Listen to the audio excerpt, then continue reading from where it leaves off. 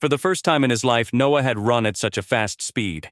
But what he considered a decent speed was not even worth mentioning in the eyes of these experts. His enemies were actually mocking him and calling him a snail. The only reason they weren't shooting right now was probably to avoid exposing themselves.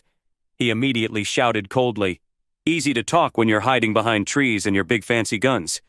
Why don't you come out and fight me one-on-one, you trigger-happy coward?" But there was still no response. In the time it took to speak, they had likely changed to a hidden spot already. Noah was insignificant in the enemy's eyes. Even if he exposed himself, they wouldn't dare to shoot rashly because he had a markswoman like a god behind him. Suddenly, Noah remembered something from his hunting days before joining the army. When you're facing cunning prey and your traps and tricks aren't working, the best way is to fight savagely. "Well, we're dead either way, so let's go all out. Am I right?" Noah turned to the female soldier, but she was not where she was a moment ago. Noah was certain she wouldn't abandon him just like that. He taunted this time. Come out wherever you are, you little runt. I'm waiting here for that one-on-one battle." With that, he slowly walked out from behind the big tree, staring nervously ahead. But still, no one fired. Noah smiled to himself, knowing he had guessed right. If the enemy wanted to shoot, he would have died several times over already. He confidently marched forward, no longer seeking cover. Thinking of his brutally killed comrades, Noah's eyes turned bloodshot. But he kept his sinister, chirpy demeanor intact and shouted, "Come on, guys. I'm getting tired of this hide-and-seek. Just come out and fight me or shoot me already, unless you're scared of getting beasted by a girl." Suddenly, Noah saw a blur in front of his eyes. A pair of big feet flew over and kicked him square in the chest. He had no time to react at all. He only felt his entire body fly up and heavily crash into the big tree, then roll to the ground. Gunshots were still being heard, but the kick had made him too weak to even think about participating. He spat out a mouthful of fresh blood. "Who the hell kicked me?" he said in a daze before his eyes rolled back in their sockets and he passed out. Still, subconsciously, his breathing began to relax in that deep meditation that his family had taught him. Noah slowly regained consciousness and woke up, feeling a burning pain in his chest. He didn't know how long he had been out cold or what had transpired during that time. He only faintly remembered being in battle with hidden unknown enemies in the forest. Opening his eyes and looking around, he found himself still in the forest, under a big tree with no one else around. He could still hear faint gunshots in the distance, but soon everything was quiet again. Ugh. Noah winced as he tried to move his body, feeling as if his chest was about to rip open. He smiled bitterly, realizing he was no match for the absolute power he had faced. He could still hear faint gunshots from deep within the forest, indicating the battle was still going on. Looking up at the sky, he noticed the light gradually fading. He knew he had to hurry and recover. The forest was even more dangerous at night. Noah struggled to sit up and began breathing according to his family's traditional meditation technique. Gradually, after about half an hour, the burning pain in his chest subsided and his breathing became smoother. A while later, Noah felt much better. His energy and strength had almost completely returned. Looking around, he noticed a corpse lying not far away. He slowly walked over and saw it was an enemy soldier with a bullet wound in his chest. "Karma's a bitch, man," Noah muttered, guessing it was the female soldier's work. He felt around the body and found a handgun and 2 magazines. Out of the corner of his eye, he also spotted a familiar-looking dagger tucked into the man's combat boots.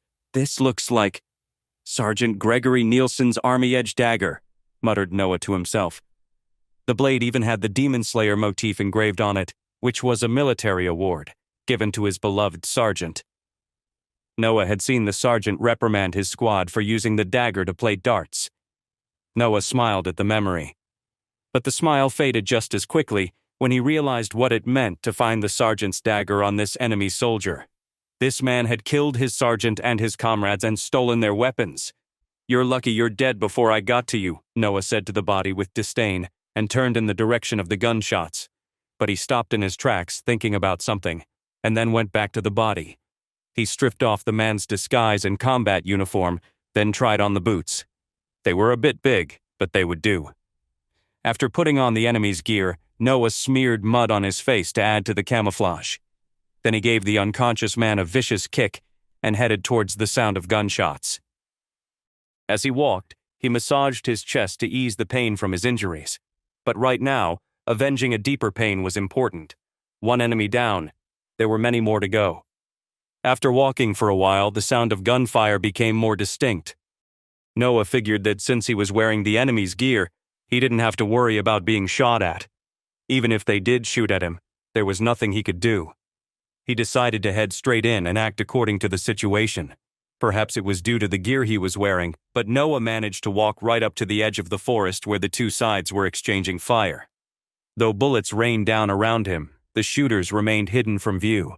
He found a spot to take cover and released the safety on his handgun. After observing for a while, Noah noticed two people shooting in one direction, while only one person from the other side returned fire. He quickly made a judgment and moved towards the direction of the two shooters. Following the method the female soldier had taught him, he made sure that each footstep landed in the blind spot formed by 3 trees. A gunshot rang out, and based on the sound, Noah estimated the enemy's hidden location to be just over 20 yards away. Even when he was uninjured, Noah couldn't handle the enemy. Now that he was wounded, rushing over would be suicide. A sudden idea struck him, and he decided to lay an ambush. He quickly found a suitable spot to hide himself and employed his traditional meditation technique. He imagined himself as part of a large tree, and gradually, his breathing became smooth and stable. With eyes half closed, he observed his surroundings using his peripheral vision, sensing the enemy's position while tuning out the gunshots around him. He wasn't sure how much time had passed, perhaps a minute, perhaps 3, or maybe even longer. Suddenly, a faint footstep, barely perceptible, sounded. Noah knew the enemy had arrived, but he remained still, silently judging the enemy's distance, counting their footsteps, and calculating the distance between them. When he was 15, he had once lain in the snow for 3 hours while hunting, waiting until the prey walked right in front of him before firing. Was this unsuspecting enemy going to walk into Noah's trap? Or was Noah going to be the prey instead? Who was going to win in this fatal game of hide-and-seek?